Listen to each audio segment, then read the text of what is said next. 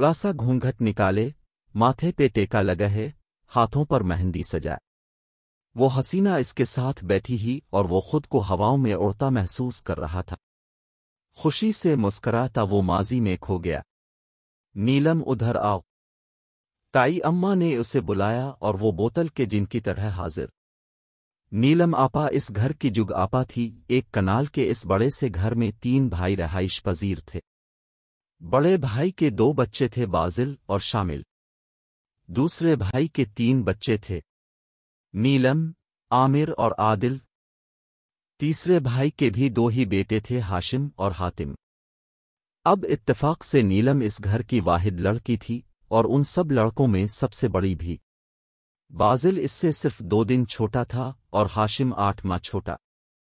बाकी सब लड़के नीलम से 4-5 साल छोटे थे। तभी सारे बचपन से ही इसे नीलम आया बोलते बोलते सबके मुंह पे नीलम आपा ही चढ़ गया था। नीलम को भी इस नाम का ऐसा असर आया था कि आपा का किरदार निभा रही थी।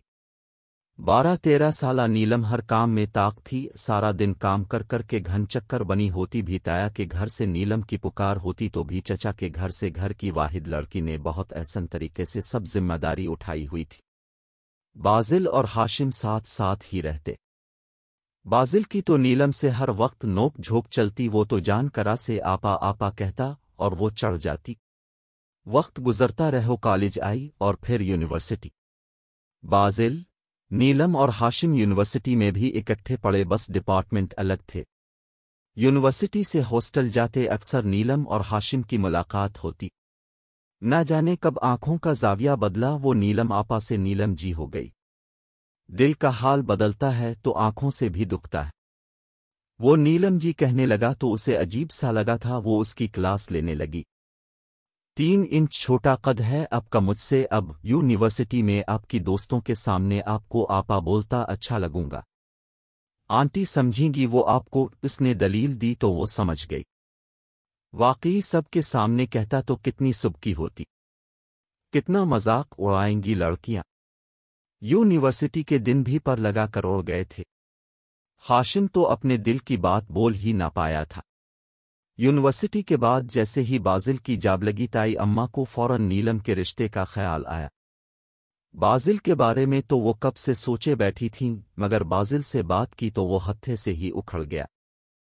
पूरे जमाने में आपा ही रह गई है शादी करने के लिए। वो झलाया था, समझ में नहीं आया उज़्र क्या पेश करे। अरे 2 दिन का फर्क भी कोई फर्क है। 2 दिन पहले पैदा हो गई तो क्या करे। इतनी अच्छी लड़की बाहर क्यों देता। आया अब्बा भी मिस्र थे। सारा घर अकेले ही देखती थी। भला अपनी बच्ची से अच्छी कौन लगती। घर की लड़की को घर में रखने के लिए मुझे कुर्बानी का बकरा बनाएंगे। नहीं पसंद तो बोल दो कि कोई और लड़की देखें। ताई अम्मा खुफा थीं। घर की लड़की की बेइज्जती मंजूर न थी। शादी कर ली। वो झिझका नहीं, लोग क्या कहेंगे। 2 दिन बड़ी लड़की से शादी कर ली, वो झिझका नहीं। भाड़ में गए लोग। पागल हुआ है क्या। ताई अम्मा को गुस्सा आ गया। अम्मा नहीं होगा मुझसे, सब बातें करगे। वो आपा है, आपा ही रहेगी। अभी भी कह रही हूं मान जा।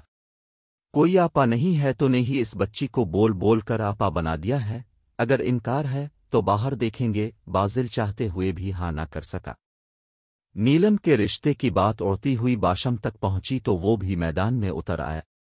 आलिफ, मुझे नीलम जी से शादी करनी है। वो सीना ताने खड़ा था बेखौफ। चिट्टा खे। एक जोरदार थप्पड़ उसके मुंह पे पड़ा था। शर्म नहीं आती तुझे। 8 माह बड़ी है तुझसे। आपा है आपा। हयाना आई ऐसी बात कहते। अब्बा गिरजे। नहीं है कोई आपा वापा। मुझे बस इससे शादी करनी है। वो भी जिद पर उड़ गया। दिमाग तो नहीं खराब तेरा। मार खाकर भी कह रहा है उधर शादी करूंगा। नाक कटवाएगा, बरादरी में लोग क्या कहेंगे। इतनी बड़ी लड़की से बया दिया। अब्बा सर पकड़कर बैठ गए। हमारे नबी ने भी तो की थी, बड़ी औरत से शादी कोई गुनाह थोड़ी है। उसने दलील दी। دین کو درمیان میں نہ لانا۔ ابا جی نے حکم دیا پر میں تھا، بولا کیوں نہ لاؤں، شادی کروں گا تو صرف نیلم جی سے، بے شک مار دیں ین گھر سے نکال دے، میرا فیصلہ اٹل ہے۔ 2 دن سے گھر کا ماحول کھچا کھچ تھا۔ ہاشم نے 2 دن تک بھوک ہڑتال کیے رکھی، یہ اور بات کہ اس کے چھوٹے کزن کونوں کھدروں سے اسے کچھ نہ کچھ پکڑا جاتے، کبھی ٹافی، کبھی چیپس، کبھی جوس کا ڈبہ تو کبھی کیک، بس کھانے کو ہاتھ نہ لگایا تھا۔ بالآخر بڑوں کو ہار مانی پڑی تھی۔ نیلم خودی لگ پریشان تھی، اس نے بھی ہاشم کو اس نظر سے نہ دیکھا تھا، مگر اب دیکھ لینے میں کوئی حرج بھی نہ تھا۔ جب لڑکی کی کہیں بات پکی ہو جائے تو ذہن بناتے دیر بھی نہیں لگتی، اس نے بھی بڑوں کے فیصلے پر سر جھکا دیا تھا۔ نیلم دلہن بنی شرمائی سی ہاشم کے پہلو میں بیٹھی تھی، اس پر روپ بھی ٹوٹ کر آیا تھا، وہ تو ہواؤں میں اڑ رہا تھا۔ بازل نے بھیگی آنکھوں سے ان دونوں کو دیکھا، وہ اسی سوچ میں پڑا رہا لوگ کیا کہیں گے، اور ہاشم نے لوگوں کی پرواہ نہ کی اور اپنی محبت جیت لی۔ اس کی کمزور محبت نیلم کے دل کا دروازہ پار نہ کر سکی تھی، بس دہلیز پر ہی سسک سسک کر مر گئی تھی۔ اس نے آنسو پونچھے اور ہاشم نے چمکتی ہیرے کی انگوٹھی نیلم کے نازک ہنائی ہاتھ میں پہنا دی، وہ دونوں ہی مسکرا اٹھے تھے۔